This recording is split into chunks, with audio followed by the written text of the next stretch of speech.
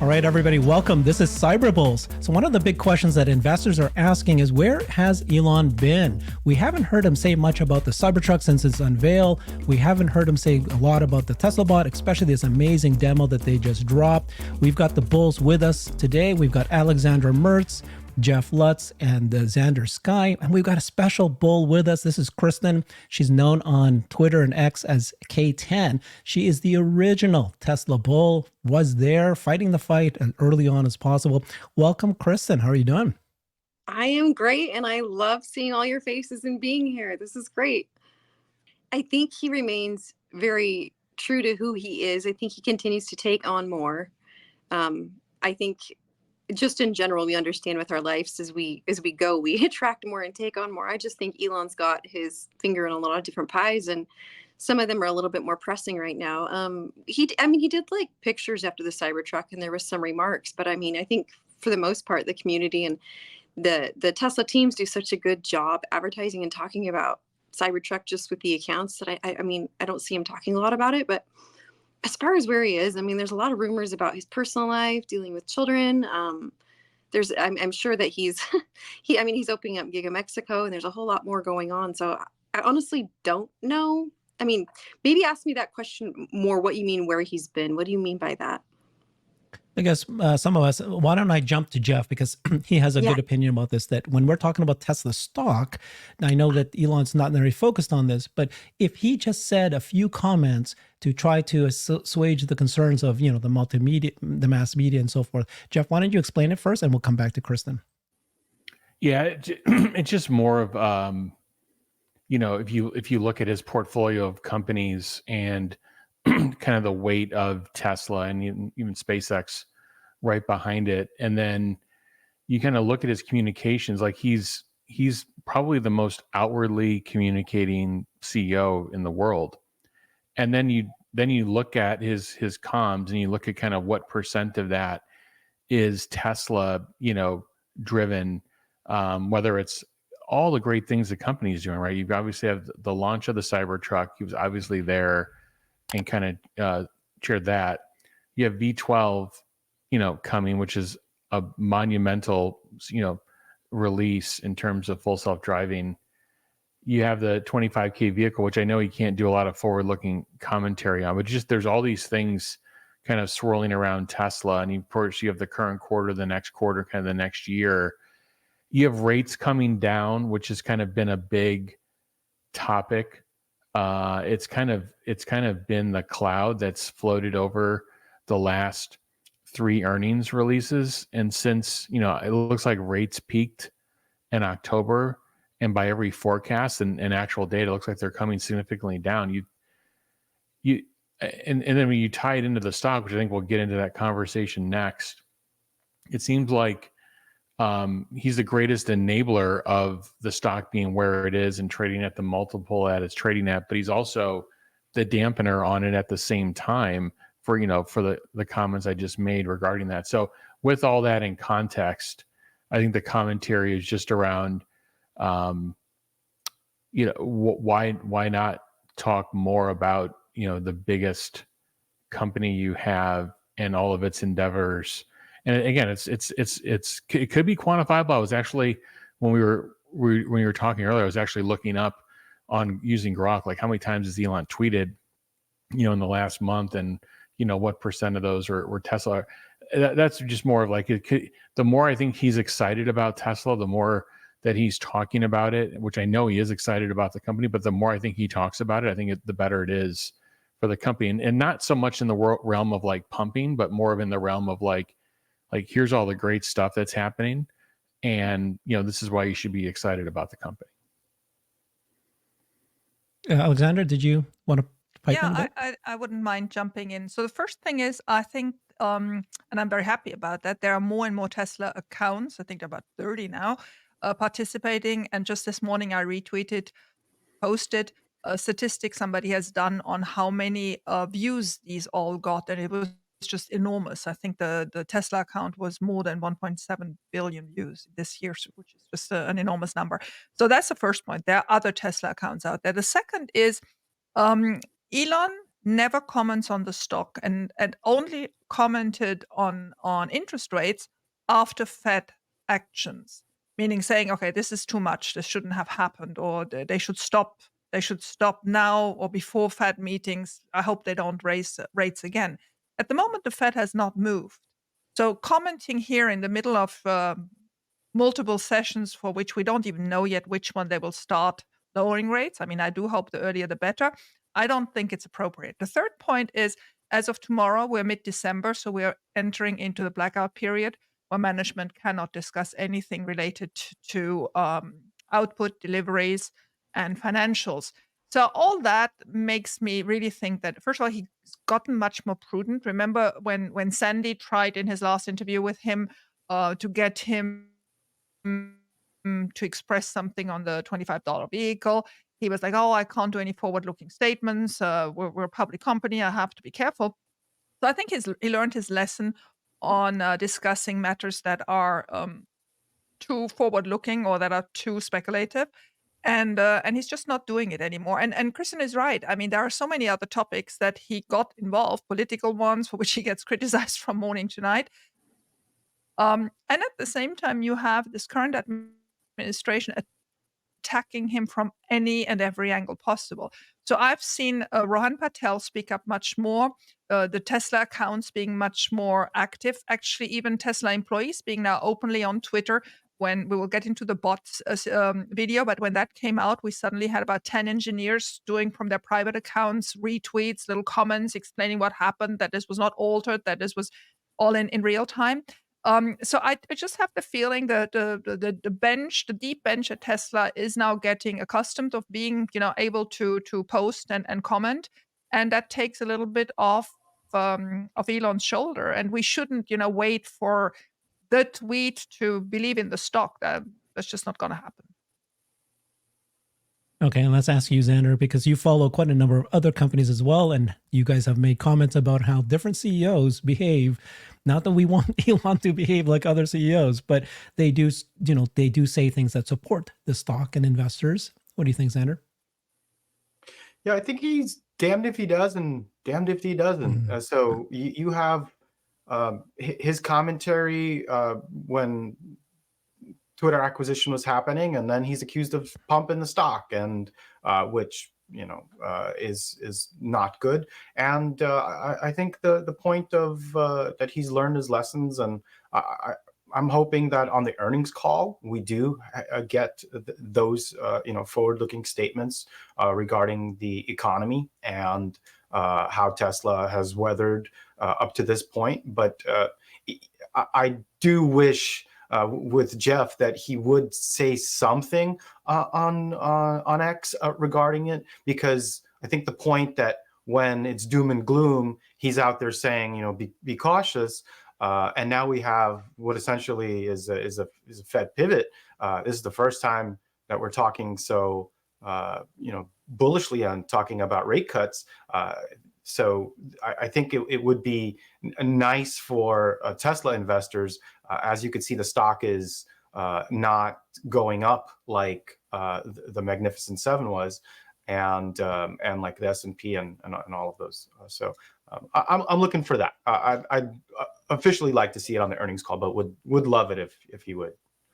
Right. Now, we're not asking him to actually say anything about the stock per se, but we just want him to say something about the products and react to it. So, Kristen, you've followed him for a long time. Do you think that he's actually, I know you said he's busy, but he's always been busy, but he's always been very excited about Tesla and the Cybertruck and the bot. He should be talking about those products per se and their progress and the future. Do you believe, some people have said this and I just can't understand it, that he is purposely keeping the stock low because he wants the employees to stay or benefit the employees so it can buy more stock so the appreciation can happen? I don't understand that. Do you think that even has any truth to that? I mean, I've heard that too before. I mean, that's why they did a stock split, so they could help with the employees and people get in low. But I am seeing, exactly what Alexandra said. We are seeing other Tesla employees, other Tesla executives speak up and say a whole lot more. And Elon's even been retweeting them and liking them. And I honestly feel like there's been a lot of flack given to Elon for whether you love him or you don't about him saying too much. People don't want to hear his personal opinion. Maybe they feel like he says too much and it does affect the stock. So I'm thinking that they're trying to, I mean, this company is a whole lot more than Elon. I mean, it's huge and there's a lot of different big players in it. And I think a lot of other people are being lifted up and he's supporting them. And this is kind of just, I think it's kind of a change. I think a lot of us, from Jeff to like Xander and you guys, we've been on X, we've been on Twitter, we've seen Elon being the main driver of all this, but I don't think he has to be that main driver as much as we want to hear him say and do more. I think it's a change, a shift change. I would love to see him say more. I mean, he does say a lot about Optimus. He replies to different people who are commenting on it in the different videos, but I think he's excited. And as far as like sandbagging, I mean, maybe I'm surprised how far Optimus came. I mean, it's been my sole belief all along that Optimus's fingers and hands are the sole reason that he was going to use them in the factory. But I mean, maybe use it in Mars, but I don't know. I just think maybe this is the change that's happening. And I honestly don't know the guidelines that he's allowed to, I mean, maybe he's saying too much while he's the CEO of X. I don't know. It definitely is not as much as he used to say. So I agree with you there. Yeah. Okay. Well, I Just to think put most of us some- agree. right? Herbert, Yeah. Yeah. just a couple. I mean, just to put some numbers next to it, when the S&P was at 4720, where it is now, and the NASDAQ was around where it was, where it is right now, Tesla was at 350 a share. So obviously things have changed, and it can't be like this perfect thing where it just tracks perfectly with the NASDAQ going up and down. But it really took a big hit in the last year. And it's had a decent gain this year, obviously coming back from a really low point, but it was 40% higher. Where if you match it to the indices, it was 40% higher when the indices were at this point last time. You have Google at all-time highs. You've got other, the Magnificent Seven are basically sitting within or at all-time highs. And so that's why just the commentary of the question comes up. There can be a million reasons why, but I've never why do you seen the think they company. are? What do you think they are the reasons? Because I have quite an idea, but go ahead. Well, obviously the value on forward earnings was obviously ballooned up, 2 or 3 years ago, and the stock really hasn't moved in, basically in 3 years. So that's one of the reasons why, obviously, with the earnings guidance, if you look at 2023 coming into 2023, what they'll actually print is roughly half of that. So that's a part of it. That's performance of the company, and that's a big part of it. But on the other side of that, I've never seen the company more closely positioned to execute on these major catalysts. Whether it's full self-driving, whether it's licensing, full self-driving, all the licensing agreements or the partnership agreements they have with charging this year, all the expansions in charging, their product lines expanding. Like, I've never seen them kind of more well positioned. So there's either a dislocation happening or what. But if you were to take kind of the Elon rhetoric from a year or two ago, he was just talking a lot about Tesla and how he's excited about Tesla and the company. And I don't think that could hurt. He doesn't have to give forward guidance, but the commentary is just a large percentage of his commentary is just not about Tesla. And I think it is good that the executives are starting to step up. They're just not Elon. They're not as well known. And maybe that will help. And so I'm pro that. I think that's a great thing that should just continue happening. It doesn't prevent him from, being more vocal and excited about where Tesla's going. Yeah, I think what we really need is a positive outlooking earnings call. And I'm not so sure the January one will that be already, right? I just want to make very clear that I'm very, very cautious still on Q4 numbers. And while we're having currently this rally, I think the current rally is really linked to the Fed pivoting and the fear of raising interest rate completely disappearing, and even the anticipation now of soon seeing rate decreases. We're still having no credit of Tesla's achievements in this price. I mean, 250 is still a ridiculously low price, and I hear everybody saying, "Great, great, great! I want to buy at these levels." Yes, continue, no problem. But just be careful. I don't think the rise is going to be as quick as we all hope for. The second point is, of the Magnificent Seven, Tesla is obviously the only one that had been hurt by raising interest rates as much, right? Just because cars are traditionally financed. And so the affordability we've discussed for 18 months now has played clearly a role to it. The last point I always like to point out, because people forget, 2020 was the crazy year. We had a price that in March went extremely low due to the COVID anticipation. Then, due to COVID, liquidity thrown into the market became very high, and then we had the S&P inclusion, right? So we had three elements of a very low price rising up because of incredible liquidity in the market, and then the event of the S&P inclusion. So all this had to be digested. The liquidity had to be digested by the Fed. That's one of the reasons why we had 2022 and 2023 so harsh, because all this overblown liquidity had to be drained from the market, and inflation gotten back. And the other thing is, I mean, that S&P inclusion is quite nice, and we just seen, I think it was Uber who also had a 5% increase. But I mean, Tesla was not 5%, it was 200%.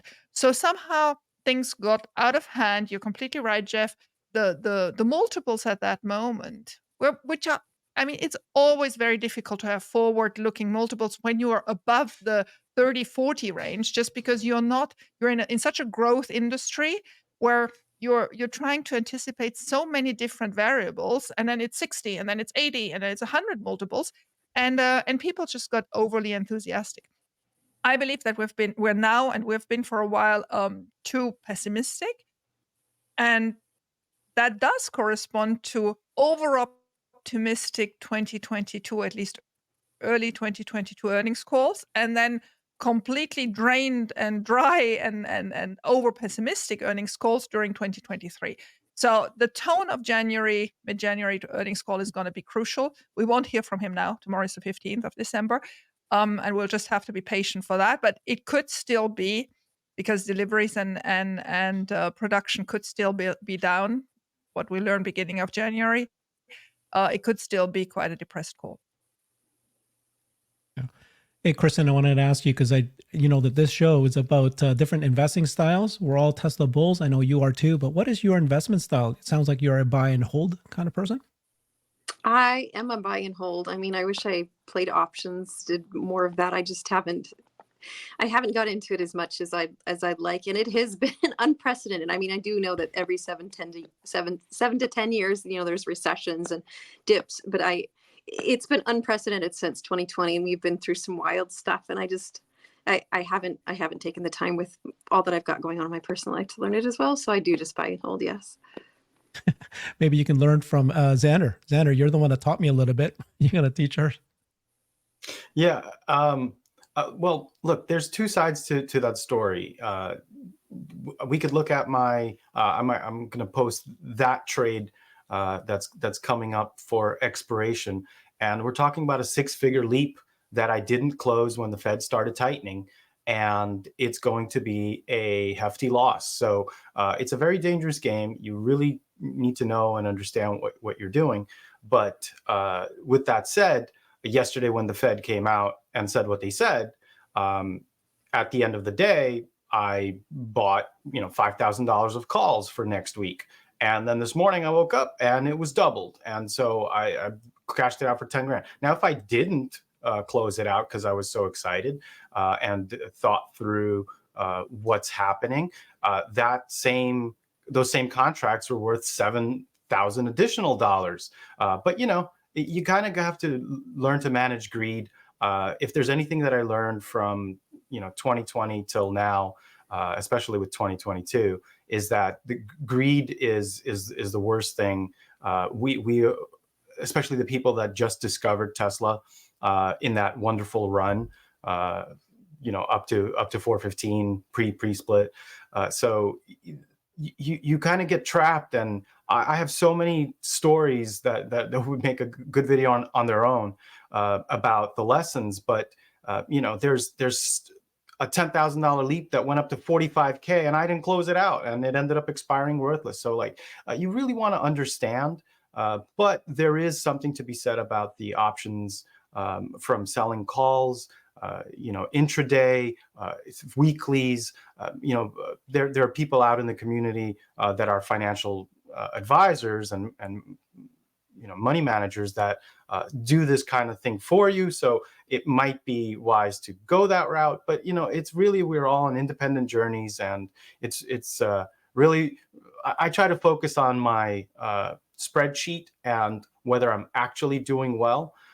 That's an important metric. You don't mess with options. The point is, don't mess with options if you don't understand them. You can blow up your portfolios if you're not careful. So I do want to warn people, but we do have a bunch of people that I communicate daily with, that I've met on Clubhouse and on X, and we really love the options game. So there are opportunities in the market to kind of boost your returns. Last example of my rant, like in my Roth, I sold some calls today, which let me make a couple of extra dollars. Even though I can't fund my Roth, I use the existing shares to now purchase another share of the stock. So that kind of skill is important to learn if you're interested in it. Yeah. So for those of us who are investors in Tesla who want to learn more about options, reach out and follow Xander. R6 Alex on X. He is one of the best, and he's learning so much, and he's willing to share his information. Options is not for everybody, right? It happens to be that Tesla is very volatile, so there's a game for some. Most of us, it's a long-term buy and hold, watch the business improve. That leads us to the next topic here, which is, Alexandra, you had this fantastic tweet, a survey, a poll that you sent out. 7,000 people answered it. Alexandra, your reach is fantastic. Anything that's over 5,000 to me looks like it's a decent poll. Now, this was definitely the audience here is Tesla investors, and you asked the question, what will have a significant impact on Tesla's financial results first? So which of these businesses is going to have the most impact to Tesla's financials first? FSD version 12, Robotaxi, Optimus, $25,000 car. And I know you wanted to add energy, but you didn't, they don't let you have a fifth option. Yeah. Why don't you just tell us what made you decide to post this poll? And the answer shocked me. It's crazy. And we can Me talk too. about this. It's crazy. Okay. And thank you for pulling that one up, because it was really interesting. So when I wrote this, actually, the question was initially different. Sometimes I can sit on a post for half a day until I have it right for a couple of letters, right? It's crazy. Sometimes I just throw them out, especially when I'm aggressive mood. But this one I wanted to get right. So the initial idea was, which of these products will we see first, right? And then I thought, no, that doesn't really matter, because version 12 can come tomorrow. But when will version 12 have a significant impact on the financials?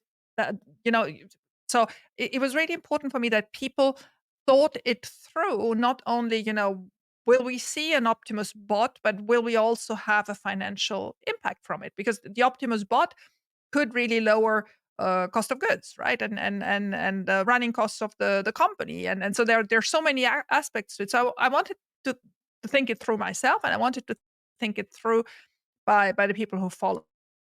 And there were loads of comments on there. And one of the comments initially straight away was energy. And I said immediately, yeah, I wish I could have put energy there, but energy already has an impact. And if I would have put energy there, it would be 99% energy, because everybody knows and sees energy coming out, right? So when I had to decide which of the 5 I took out, I thought, if I put energy, nobody will really even bother with the other options. So there was no energy, which I do believe is the second, is the biggest grower in the next couple of quarters.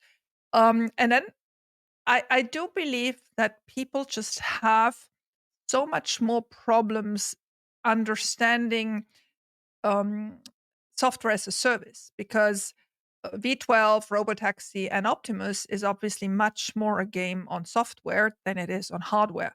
While everybody can understand very easily what a $25,000 Tesla will do worldwide, Asia and Europe and in the Americas. So I do believe the gut feeling, or the understanding of, if I see this car, I would order it straight away, is so much more natural to everybody than thinking, oh my God, there could be this bot that's building cars, or that is cleaning my house or doing my ironing. Or version 12 will now be so good that the adoption rate will increase, and it will not only be in the United States, it will be in Canada, it will also be in China, it will also be in Europe, and the authorities will finally allow robotaxis in these different countries. So I think for all the software linked answers, the first three, the belief and the reality are still so unnatural. I think that's the best word I find, or so out in the future, that it's much easier to imagine a $25,000 car. Yet I think we all agree that this car, probably 2025, while the other three could very well be 2024. Mm-hmm. By the way, I was going to criticize your question, Alexandra, and say that it just really depends on time horizon. Because if you're short term thinking like Wall Street bets, I'm not going to name any Wall Street bets, like Wall Street. I'm not going to name any names, but you're yes, short term the cars are a discussion, but aren't they really priced into what the market expects? How do you get a forward PE of 80 here with a $25,000 car?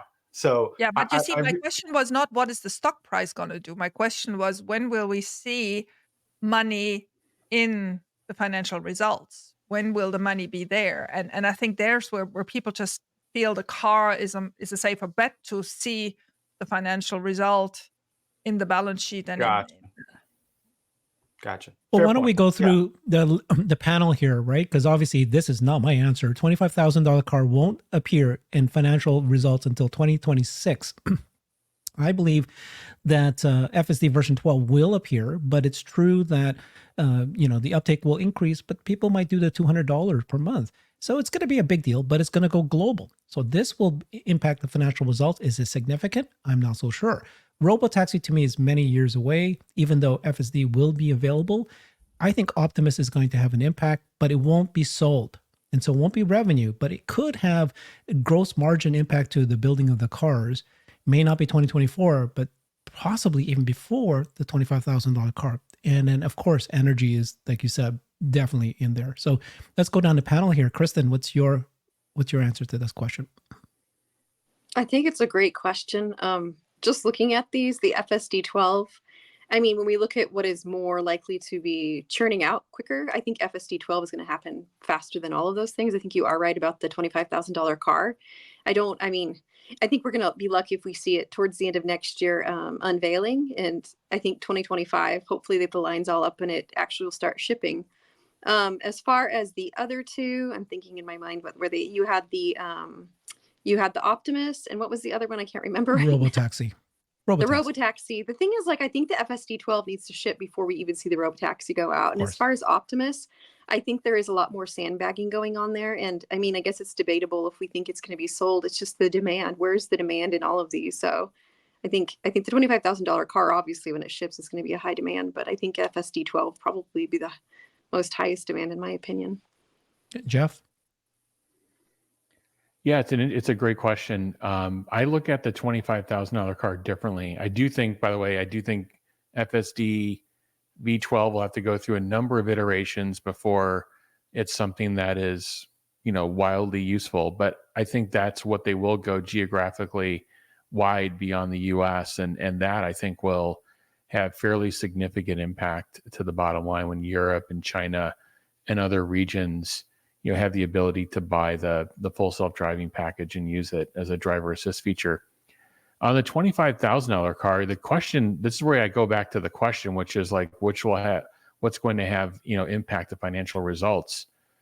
And if you've heard me talk about this, the $25,000 car is already having impact on the financial results because they're in, detailed design now, and they're selecting suppliers. And there's suppliers right now that are in a massive bake-off trying to figure out if they can get a part on the $25,000 car. Let's think about the $25,000 car in magnitude. It's going to be equivalent, if not 2 times the amount of volume of the current car portfolio. So right now, today, the hottest award in the industry is to get award on the Tesla Model Y. You get one part in the Tesla Model Y, you have the greatest volume in all of the auto industry in the world. So if you take that now and you say you're going to multiply that by 3 or by 5 in a couple of years, you need time as a supplier to build your factory, to install the capacity, to do the planning, to hire the people. So right now, I believe the $25,000 car is influencing the economic performance of what Tesla is paying for Model Y parts, for Model 3 parts, and so on. So I do actually think that is actually having economic impact now. And of course, in terms of sales, it won't have more meaningful impact probably till 2025 at some point. And then it'll probably take a couple of years to get the scale. But I think that car will actually have an interesting and different launch. It's not going to launch and trickle out with a few cars like we're doing with the Cybertruck. That'll be one where, maybe there's an unveiling, but they're going to be building that car and have many tens of thousands of those ready to go and put into inventory before they say you can start ordering this thing. And the reason is you don't want a car that at that value where you've got to wait 6 months for it. It just won't work for people. So anyway, long story short, to me it's really close between V12 and really the economic impact that the $25,000 car has today on Tesla's current suppliers and current capital partners. So you would have chosen $25,000 car for an answer. I think it's a tie. I think they're both happening. They'll both happen concurrently in the next 6 months, where you'll start seeing more signups in FSD with V12, and you're seeing suppliers right now literally, fighting each other to try to get Tesla business and get an award on the $25,000 car. Yeah, and I actually think the third point, meaning Optimus getting net margins down, is because they will slow down recruitment, because Optimus is going to do things that new recruits would have to do, which will help net margin. I think that could actually could all happen at the same time. I was asked this week when I think, when we can really comfortably predict a stock price over $500. And I said 2026, because I really believe that's the year when everything comes together. Whatever business line you're currently looking at, it seems to be operational and profitable by 2026. Alexandra, I'm not saying it won't happen before, but 2026 is a sure bet. you guys know that I get hit with comments, people thinking that I'm the bull, like I'm like over bullish, and I don't give any stock predictions. I don't have any, predictions for how many cars are going to be made by 2024. You say these things, but they always point at me. Jeff says things that are crazy, and they point at me going, what? I'm What did I say that's over crazy? bullish. Jeff never you says said anything crazy. Well, okay, wait. You said just a couple shows ago, maybe just last show, you said there's going to be a partnership announced for FSD. You thought it was going to happen before this year. And I'm like, I'm not going to say that, but you did. You feel very comfortable with that statement. I believe there's going to be licensing, and that's bullish. That's a very bullish statement. I don't say these things. Well, when the CEO says he's in conversation with a tier 1 partner in July, it's reasonable to think that within 6 to 9 months that may happen. I agreed with you, but It's I not don't say crazy. it. I don't think it's crazy either, but I'm just saying I get hit. There's Alexandra saying on $500 of stock. I'm like, okay, pretty good. By 2026, I mean, Agreed. I agree. I would put the house on that one. Not financial advice. Does the boomer papa know that? No, he doesn't. Oh my gosh. Okay, well, let's ask that question. Which is going to have the greatest impact catalyst-wise to the stock of those list of 5, right? Energy, bot, FSD, robot, robotaxi. And for me, I think it's the bot. So the market is forward-looking, and it just needs to show people that it's inevitable and it's going to come. I don't think that the bot needs to show bottom line revenue, like I'm selling it to other companies, I'm selling it to, consumers, before investors will go, this is a big market, I'm going to start investing in Tesla now. I think that's the one that has the greatest potential for boosting the stock. Even just like one more demo video away, maybe, you might say you need at least a couple thousand bots out there showing that it's working, whatever milestone, but it has the most potential. Anybody else has any thoughts? Yeah, I agree What with. about energy? No, energy's built in. I agree with that statement. Somebody told me that. I asked the same question. What about energy? They said that's already built. Gary did that, actually.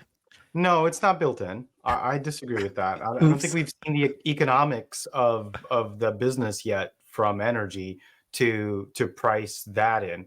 I think robots, if you think about what kind of work they dislocate and what they're able to accomplish, that really is, that's why I'm invested in Tesla. It's not because of cars. It's really about the programming that's happening of machines. And, we say the $25,000 car, I think that's such a, it'll fill the valuation once that's launched, and I do think we might have a surprise there with when it's revealed and when it goes into production and how quickly it goes into production. But obviously, Jeff can speak, to that and say if I'm talking out of my butt. But because he uses terms like bake off. I was like, wait, what did he just say? The suppliers have a bake off? But you ever been to a bake off? Where people compete like they're baking something and it's like, here, try this.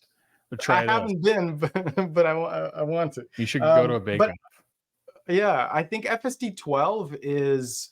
I don't think the market is going to have any idea what to do with that.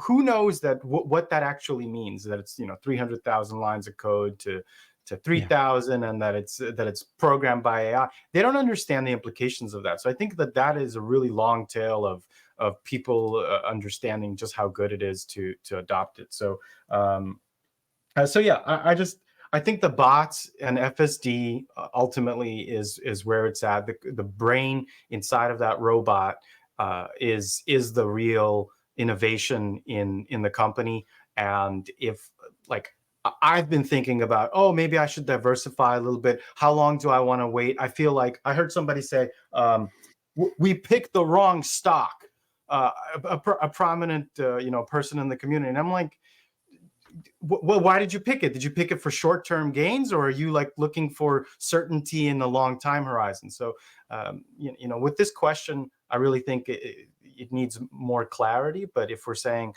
in the long term, it's absolutely bots.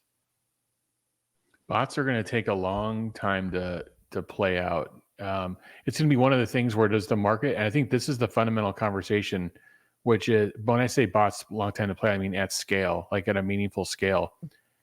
The question is, and this is where people I think get caught up, is when the company's in these weird transitions where you overshoot, undershoot earnings, and sentiment's poor. Sentiment's still poor on the stock. And this is where the major dislocations occur of is the market now going to be forward looking? What if they have an average P&D on January 3rd or 4th? What if earnings are just okay? Is the market in look ahead mode now because of everything else and all these other catalysts? Or is the market still in, I'm going to kill you on your quarterly earnings, and I'm going to kill you if Elon's not in a good mood, I'm going to kill the stock 10-15%. So I think that is going to be really telling at some point. And this is where I keep arguing about 2024. Once we're in 2024, people are going to be looking ahead already to the back half of 2024 to 2025. And as Alexandra said, this is where things are going to start coming together. She said 2026, but there's going to be a lot of stuff in 2025. You're going to be on the precipice of a number of different things. So that's the thing that it's hard to just understand. It's when do people When do people start looking ahead and have more positive sentiment versus dwelling on, I see surveys. What if Tesla's 5,000 cars under 1.8? What's going to happen? Like, it should be nothing. You shouldn't even be I asking can tell that you, question. I'm actually looking for 3 very, very specific things in the earnings call this time. First, free cash flow, of course, because I think this may be razor thin, and Marcus not going to like that, and obviously auto gross margin. Second is capex expenditure, what they guide. Because if we now suddenly have India, remember that's supposed to happen in January, Mexico, that's just happening now. Elon's flying back to Italy. Maybe there's something in the books in Italy other than whatever friendship. And so we could have quite a lot of factory building at the same time that we're still investing millions, if not billions, into Dojo, right? So I want to see that capex guidance that's currently still between 7 and 9 billion. And I just don't think that's going to be enough. So let's wait for 2024 and 2025 capex guidance. So those are the things I think that will be, at the same time relevant. The short time free cash flow, is there still money adding to these 26 billion that are lying around? And at the same time, this longer vision on capex expenditure, because we're at such a crucial moment where the current business has to finance this huge expansion into 3, 4, 5 different business lines. And nobody else could do what's happening, right? Nobody else could do. And I know we're going to pull up a slide later on, or maybe Herbert wants to pull it up now, where I found this new AI robotics recruitment page on the Tesla website. And there was a real nice nugget in there because it says making Dojo accessible to the masses, right? Was that the word, Herbert, remember? On the bottom of the first page. I don't know whether you can find it. I'm working hard. I'm working hard. Keep talking. Keep on working. Keep on talking. Keep talking. Because I think what nobody waits for, and what could be our AWS moment, is none of the lines I currently explained, but that people will use Dojo, renting Dojo space, because it will be the best AI filter, calculator.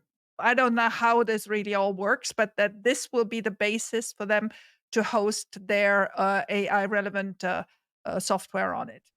Now, can I add to that really quick? Sure. I was just going to say, we were sitting there saying it's 2022, 2023, where is Elon? And I think it's been this AI competition. I mean, Larry Page just said Grok, they wanted more GPUs for Grok. The demand is just there, but I think you're right. It's a competition, because I think what you're saying, Elon did state at one point they could lease Dojo. So tying that all together, 100%, I look forward to seeing this. So yeah, Alexandra is the best. She is following the career pages, and she tells you how many people Tesla's hiring for the Dojo and the robot.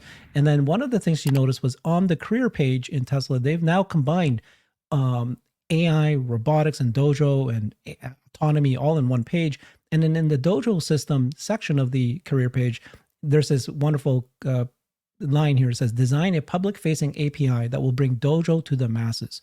So this is, Johnny pointed it out, Dojo's a service confirmed. Yeah, that's another $1 billion business. So can I just add this question? Okay, we were just talking about which of these business lines can impact the stock the most. And yet both of you guys fell back into the same trap that everybody is, which is, oh, Q4 is going to be careful. Q1 is going to be careful. We got to look at, look, Tesla is made up of the auto business. And right now we're tracking PE ratios and earnings for next year. But it's also made up of 4 other startup businesses. So if I asked you, let's take out the bot and let's do a mind experiment here. Let's say it's a separate company. A separate company created this bot, showed you the bot. What would its valuation be? It's a startup, 0 revenue, no revenue at all. You won't expect revenue for years. Then they show that it's being used by Tesla. Tesla hired them and we're going to use it internally. How much would you value the company? How many billions of dollars would it be worth? This is the bot. This is a bot that once you see this thing can do this, it could do any job in the world. And how much would you value? So you have to consider that is added to the business of Tesla. Don't just look at the margins and car sales. At some point, this company is going to be a bot company, a bot AI company, not just a car company. And I think you did a great job in the video released last Sunday with James, where he segregated the 11 business lines and gave them values over time. It was the first time I actually saw this so drilled down, and I think he's right. I mean, I still hate putting numbers on each of them because there's so many and there's so many unknowns in that. But he did a very good job in explaining it. Okay. I So was just doing since publicity for your video, Herbert. You should say I'm yeah. busy. Thank you. You're my Herbert, marketing person. I Don't tried. move on yet. That was Okay. really well framed. I think that's precisely the point that I was going to make, is that Alexandra said it, that the moment when you stop comparing it to car companies and you start comparing it to Amazon, like go watch a video of Jeff Bezos when he defends why they're an unprofitable company. So like Tesla is, and especially by these, on our last episode 69, we did these fund managers, and they're so short-term thinking. This is not an investment for the short term. It just really isn't. So I think that like the investors will see the opportunity when they see a demonstration and how it can impact financials. I asked that question, like, does Wall Street need to see numbers on a spreadsheet and then they'll figure it out? Or is there so much money on the sideline now that with a Fed pivot that, what Jeff was saying, that money starts flowing in because they understand that this is not a car company, it's an AI company. And that is a big question that we don't quite know. And I have one thing to add that may happen in 2026. I was trying to look into that a little bit more, but I couldn't do enough research. So that's still on my to-do list, and we'll come back on that. But I do believe at one moment Tesla will change of sector allocation. You know that it's at the moment in consumer cyclicals, like all the car companies, because it just means it's Yep. cyclical and it's a consumer good. And there we are. There are actually very few index funds in that segment. And those index funds have a lot of Tesla. They're never overweight because they feel it's already too much to carry for them. They hate it because they have the Walmarts of this world and the Fords and the GMs, and then they suddenly have a Tesla, right? And have to carry it depending on its market cap. But the question is, where will it go and how will they allocate? So there are 3 companies doing these sectors. And I'm still drilling down who really decides on which heat map this is and how the indices have to respect these. But I'll get into that. I promise I'll do it when I have time. But at one moment, either by revenue or by profit, they nail down what is your predominant sector. And once cars are not in charge of more than 50% of the revenues or profits, again, I don't know which one it is. It really 50%, is. Alexandra. It doesn't have to be. Apple became a services company when it was 20% services, 80% hardware. Does it have to be 50%? No, you're the expert. I know you know. I don't know. Like But I that's said, my question. I didn't drill down where it is, but the moment will come. And that will be such a major shift. Why will it be such a major shift? Because it will go out from a relatively insignificant sector into the tech sector, because I don't think they'll put it in the energy sector. I do believe when it will shift, it will go into the tech sector. There is infinitely more money indexed into that tech sector. So there will be a huge influx of money just because Tesla will change. I know it sounds completely crazy, but that is going to be a much bigger day than the S&P 500 inclusion, just because the money in there is infinitely bigger than what it is in consumer cyclicals. Let's do a show on this, Alexandra. This is a big idea. Oh yeah, Heard it there's first. so much. Heard it first here. You're so smart. Yeah, but there's so much to understand first. So please bear with me. I'm still at the very beginning of this. That's a great point. Can I make a request for a chart on sector money for There you go. It Put really Alexandra is to a lot work? of work to do this. But I will Get do her it. to do Big more work. mouth, Alexandra, big mouth. This entire show is all Alexandra tweets. I don't know why, but so you had this tweet and you said, surprised that MKBHD doesn't have the vision to see what's coming. And this was from 2 years ago, 2021. He had a video, I'll play it, but he did not believe that TeslaBot is real. He thought that it's just kind of pie in the sky. It's just there for fun. It's just a toy. But you tweeted it out now, and you sort of, hey, what do you think now? So let's watch ever this even video. go on sale.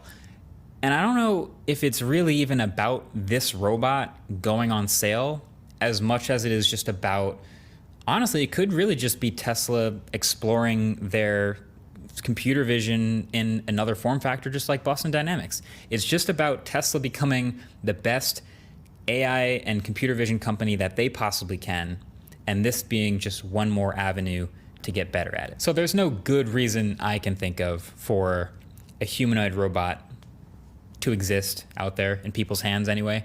But hey, it makes a lot of good headlines.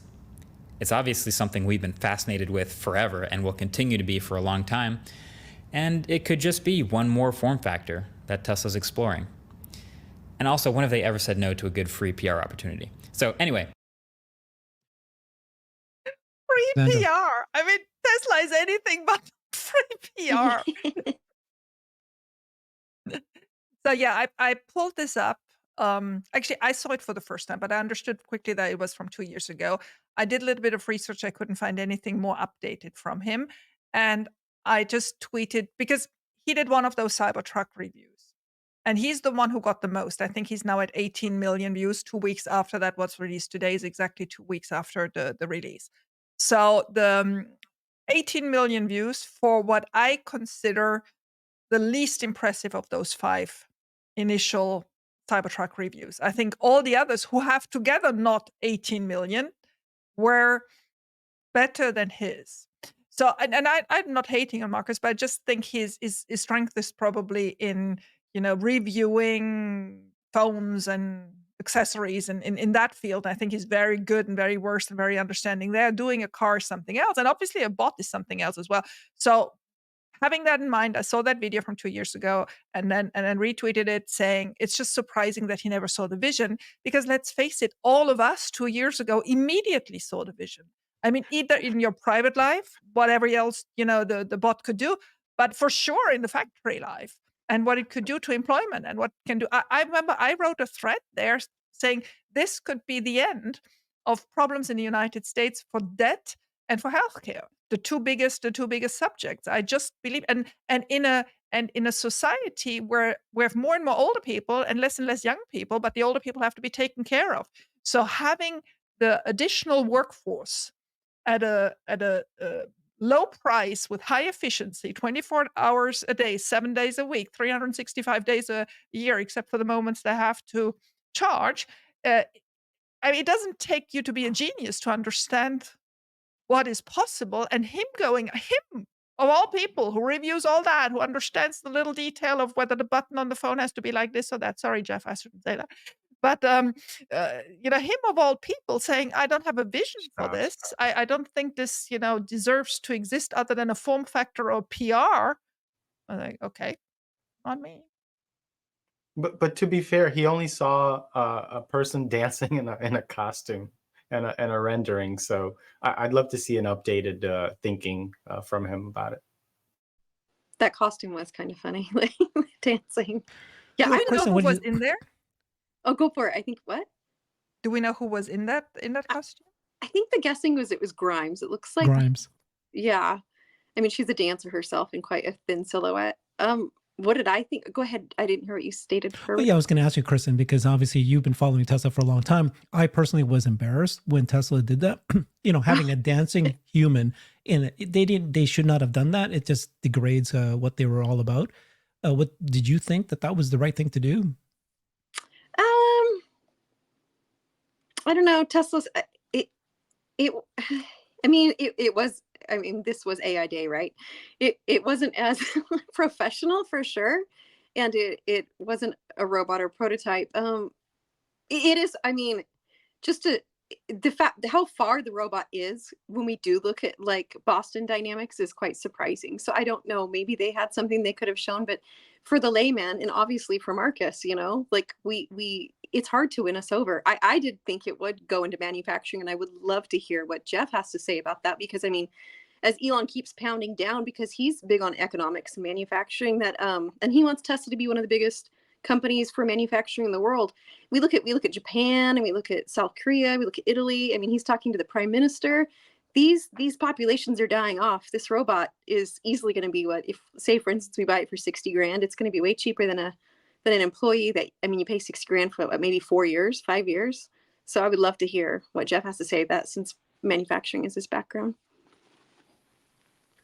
I just think between the bot and the lower cost vehicles, plural, that they'll be doing, I think Tesla's going to, at some point in the very near future, first off, people don't realize they already have a 14th ranked supply chain in the world. Gartner does these rankings every year. There's no auto company that's even ranked higher than Tesla, even Toyota, and GM, other companies you'd think that may have a better, so they already have and this is the thing that gets a 0, by the way, in Tesla valuation, is Tesla supply chain. And it's the best supply chain in the auto industry. It's not even close. And I think when you couple the future lower cost vehicle and the bot together, you're going to look at their purchasing leverage. You're going to look at their geographical sourcing leverage, and then you're going to look at their gigafactory footprint at that point. And it's going to be something that's so powerful that, I mean, that itself is going to be a machine that creates tremendous earnings power with the company. And I don't think analysts understand how to actually look at that. I see them doing forward-looking DCFs on sales. I don't see them looking at it from a COGS leverage perspective, from a supply chain scale, scope, network perspective, network latency. I don't see them looking at those factors. And to me, that's where the hidden gem is. So for me, when I think of the bot, and I think of potentially getting into a device that could get into potentially $1 billion a year in terms of production, and then you look at Tesla having a vehicle that may be at 10 million or more per year. You look at the volume, you look at the scale, you look at how much hardware they're bringing in, how much product they're putting out. It's actually mind-boggling in terms of what that could mean for their cost structure. They're going to be able to get there's material costs, and then there's a transformation of it. And when you're at that kind of volume and scale, they're going to be able to take that transformation cost. Sometimes you hear them call it like idiot cost, but that transformation cost is everywhere in the supply chain. It's everybody that's assembling something that gets to a Tesla factory, or anything that Tesla assembles in their factory. And they're going to be able to drive that down. They're going to have that thing, asymptotically approaching 0, basically. It's not going to get to 0, obviously, but that's what this means. Like to me, when I put a bow around this whole thing, it's really, when I hear the bot and I hear the lower cost vehicle, I think massive supply chain scale, and I don't see analysts talking about that.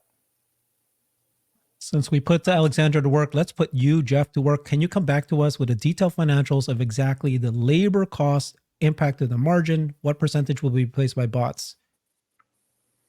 Yeah, I charge a lot of money for that, so we'll have to think. I know you do.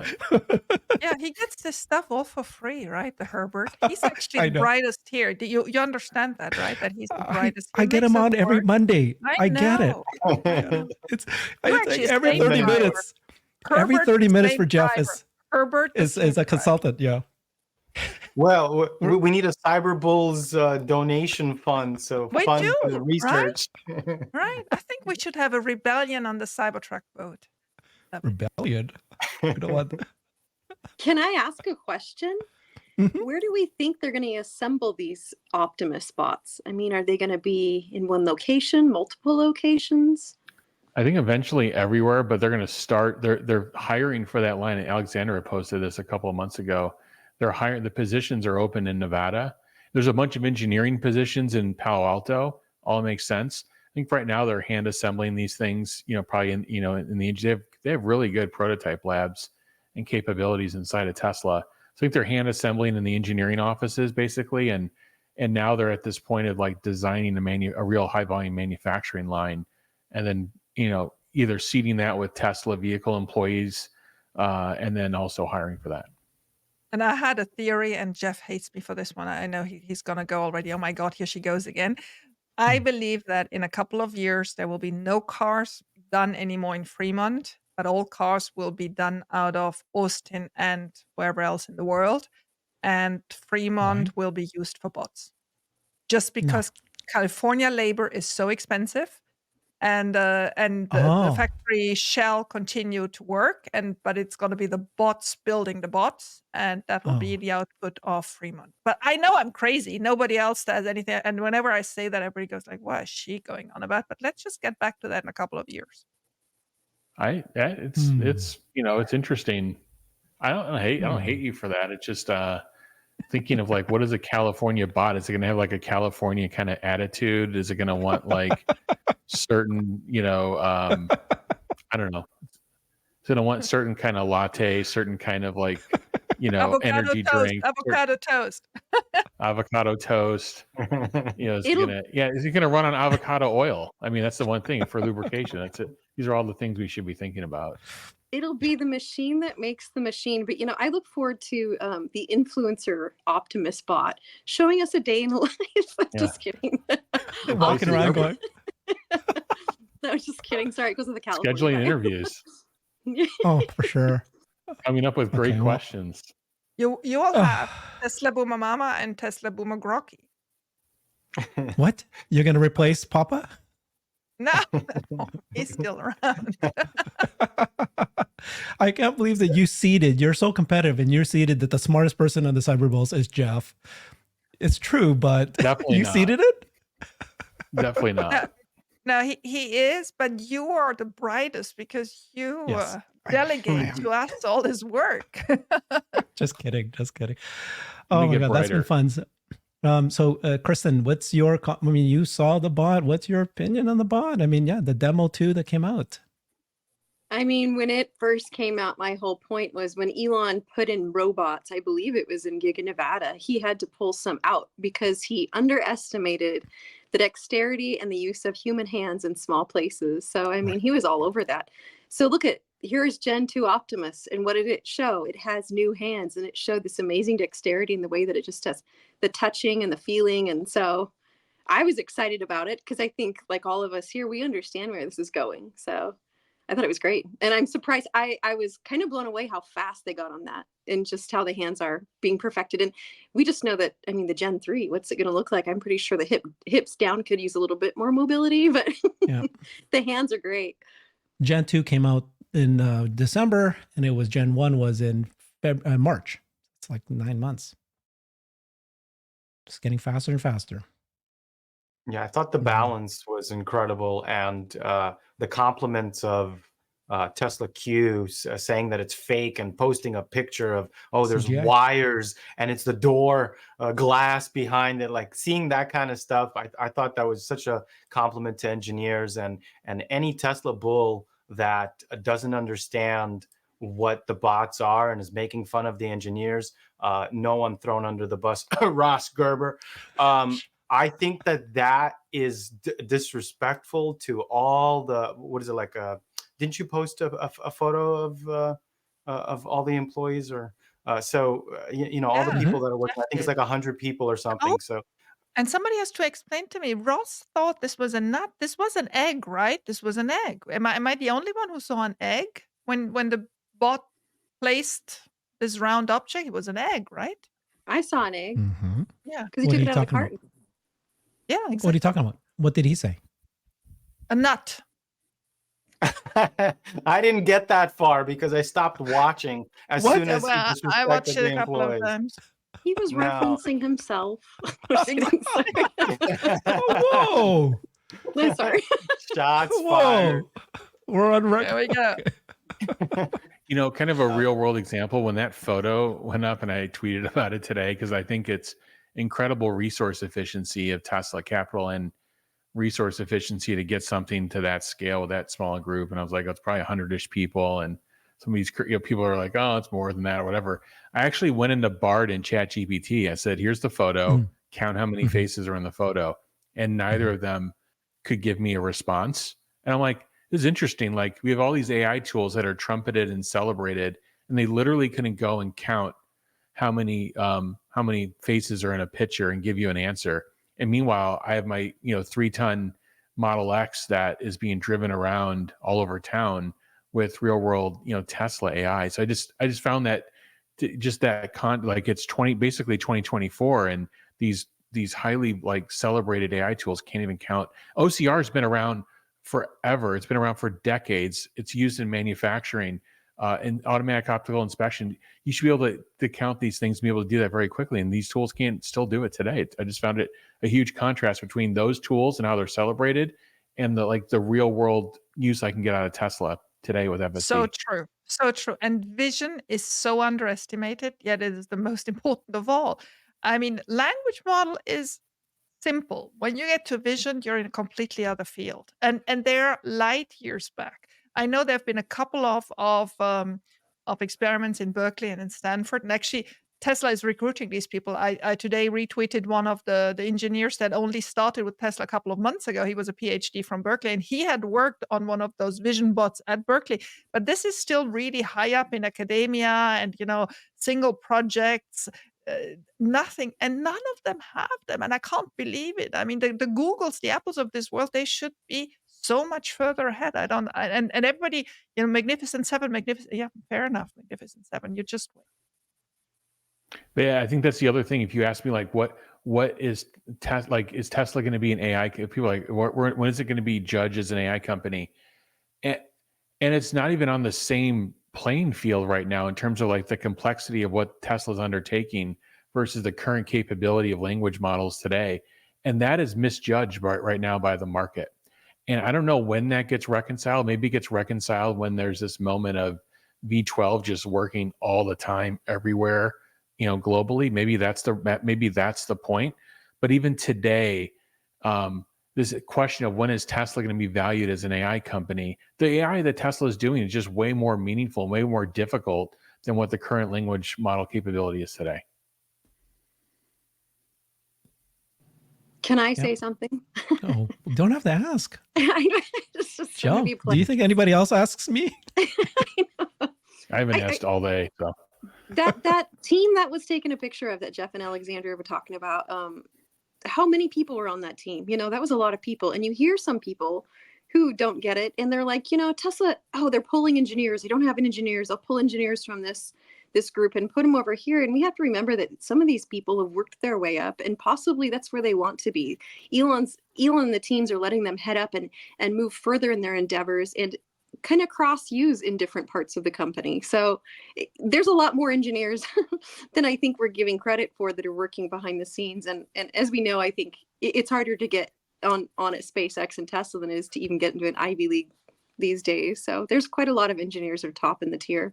So yeah, and let me add, there's currently 40 to 50, I think it was 48, but I don't want to be precise, job offerings just for the AI and robotics teams. So if they're currently, how much was it, Jeff? 120, 130? For finally somebody with a brain Somebody said it was over 200. It was 200.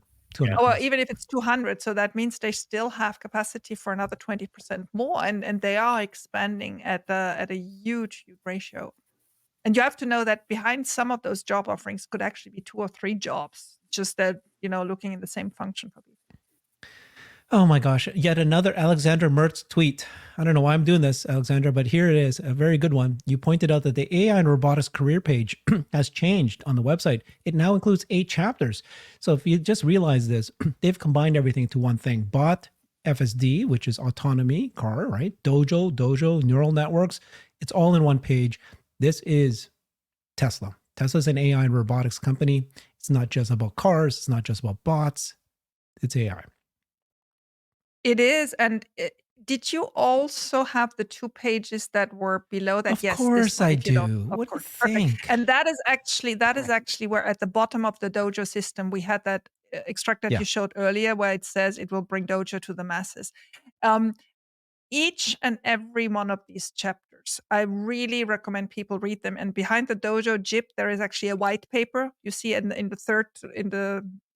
the last line of the Dojo JIP one, that's a link to the white paper for the Dojo JIP. So for people who understand anything, I don't, but for people who understand anything on chip manufacturing, this is a really good document to go to. Mm-hmm. It's one before that. Yeah, here you go. Download our latest white paper. Mm-hmm. Thank you for that. I haven't read that. I mean, I have tried, but You're it gonna has read it? letters. I can tell you it has letters, but it's I'm too dumb for that. There's no doubt about it. That's one of the things, and I'm sure Keaton can understand that. When I walked through that factory floor 2 weeks ago with Jeff and Sandy and all these people, you have no idea, of course, and Xander, you have no idea how humiliating it is for somebody who Mhm. comes from finance. I mean, I really want that all these money managers and all these idiots from Wall Street do this from time to time, because we have no idea what they are doing. I mean, I was standing there, I was listening to Sandy, I was listening to Jeff. I'm really grateful that there were these great people explaining it to me. But you think you're on the top of the universe because you're managing other people's money or because you have an influence on stock prices. You don't. You don't. The real heroes of this world are the engineers. There's no doubt about it.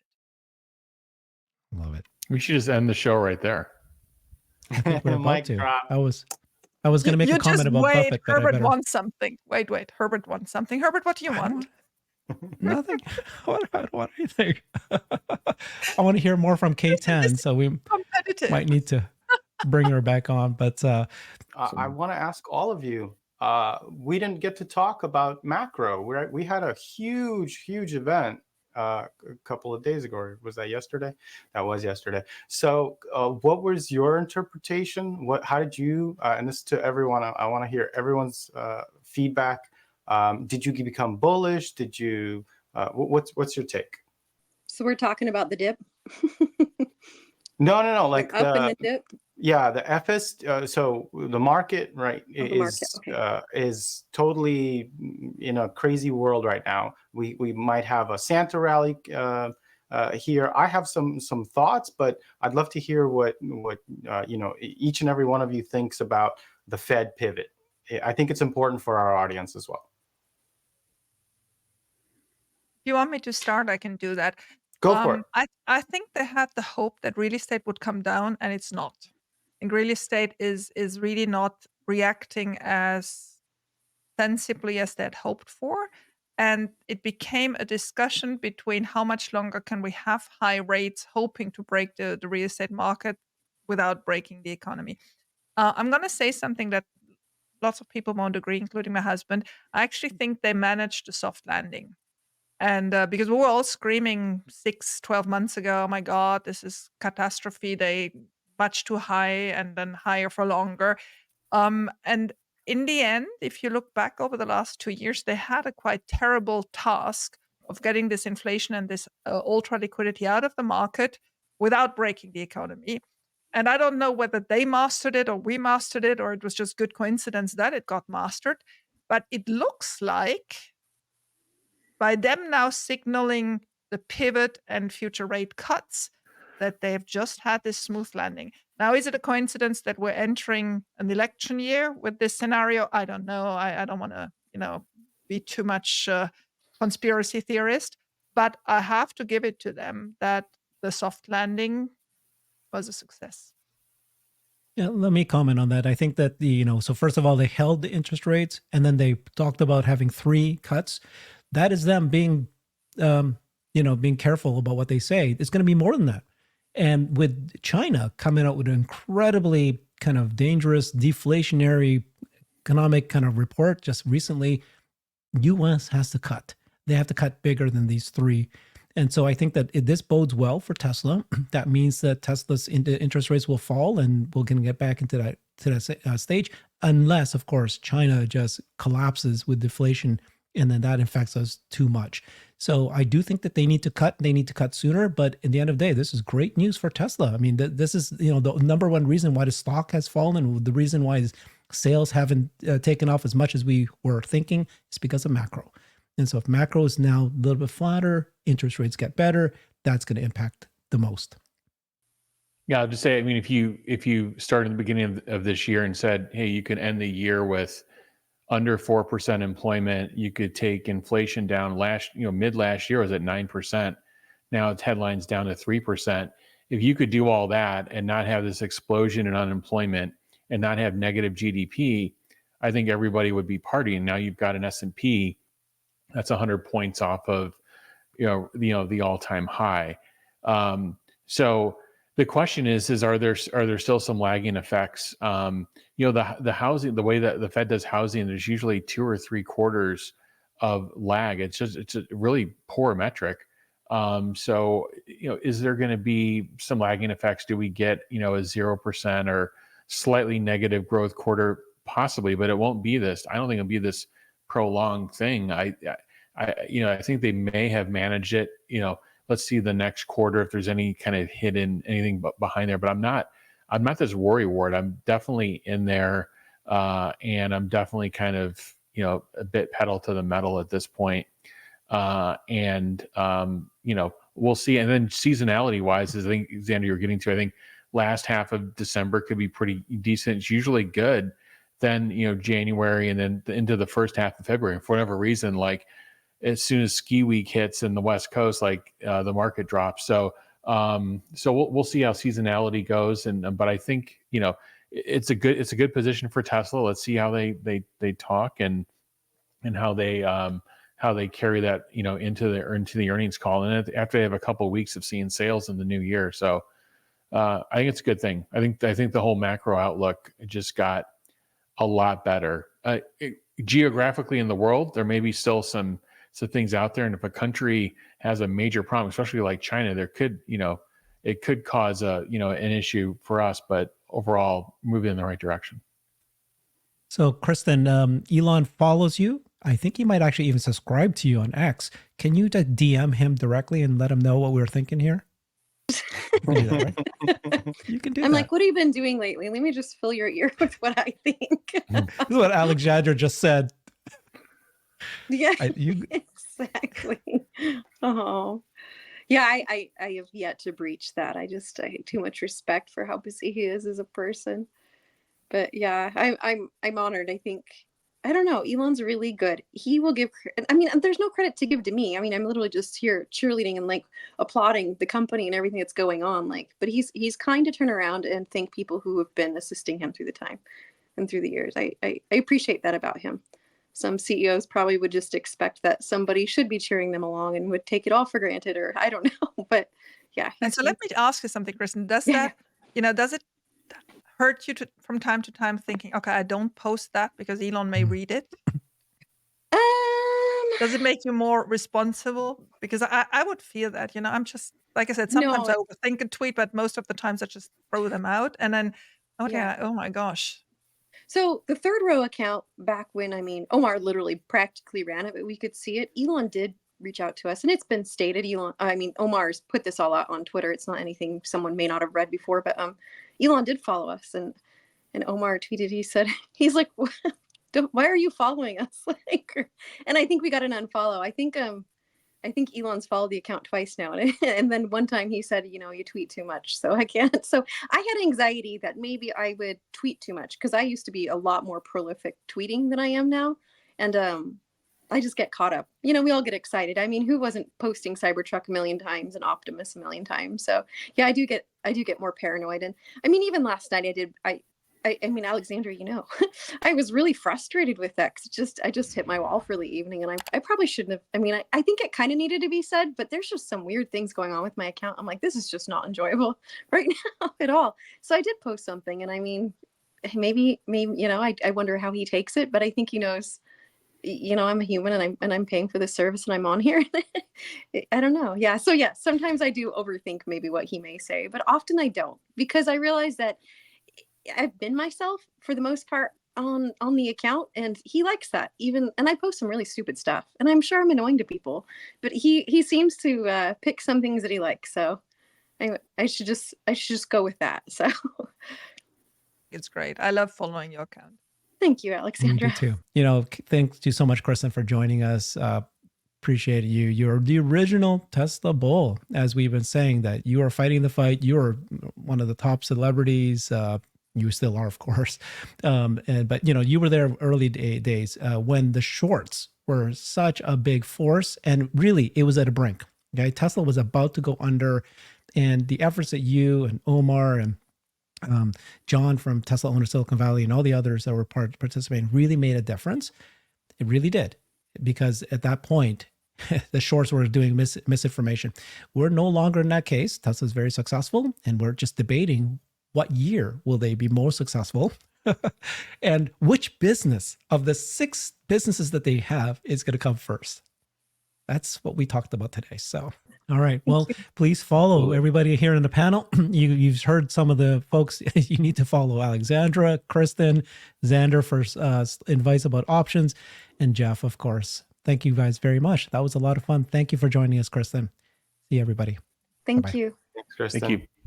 Thanks, Herbert. I've created a website that is the most comprehensive resource for the Tesla investor. Please check it out. Simply go to my website at herbertong.com.